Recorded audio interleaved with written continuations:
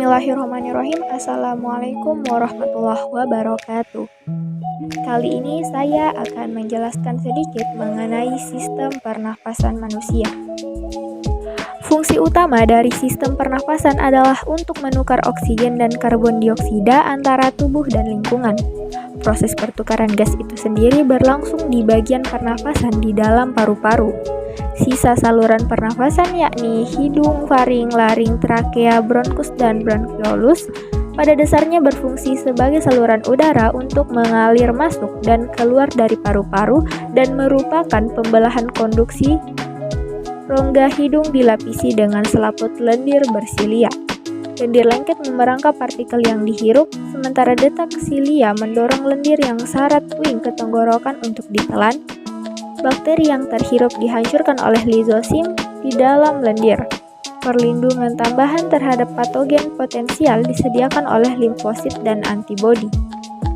Ada 3 lipatan jaringan yang timbul dari dinding rongga hidung yang disebut nasal konka atau turbinat.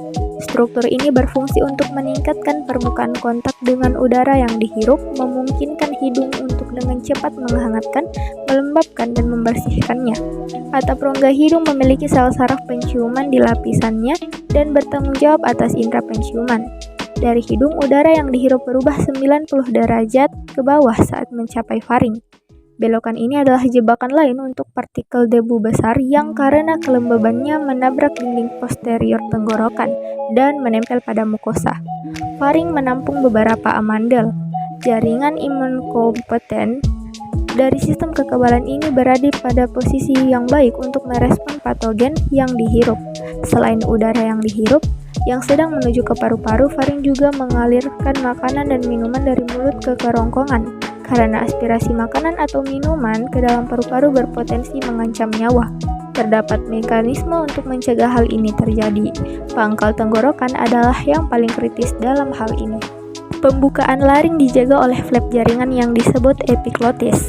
Saat menelan, laring ditarik ke atas dan epiglotis terbalik, mengarahkan makanan dan minuman ke kerongkongan. Lebih penting lagi, pita suara juga menutup untuk melindungi jalan napas. Dari laring, udara mengalir ke trakea, batang tenggorokan, yang kemudian terbagi menjadi 2 bronkus primer, memasuk ke 2 paru-paru. Di paru-paru, cabang bronkus primer menjadi bronkus dan bronkiolus yang lebih kecil dan lebih kecil, membentuk pohon bronkial dengan jutaan saluran udara atau saluran udara.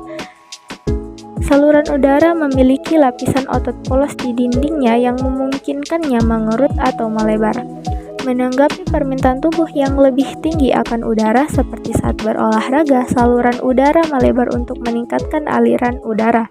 Di sisi lain, dengan adanya polutan di udara, saluran udara menyempit untuk meminimalkan masuknya mereka ke paru-paru.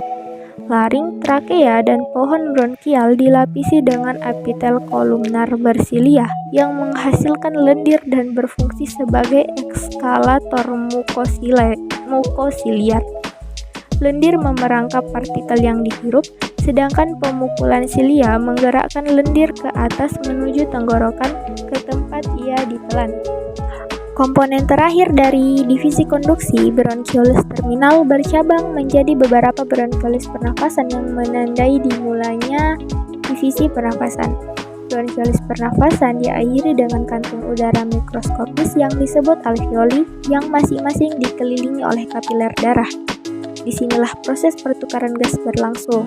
Dinding alveolar terutama terdiri dari tipe 1 sel squamosal tipis yang memungkinkan difusi gas dengan cepat.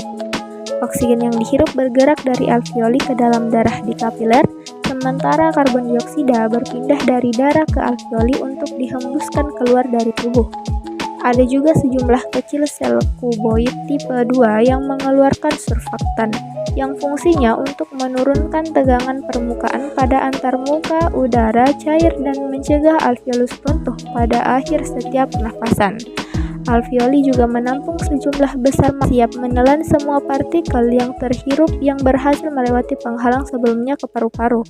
Mikrofag yang syarat dengan puing kemudian naik ke eskalator mukosiliar ke tenggorokan untuk ditelan dan dicerna.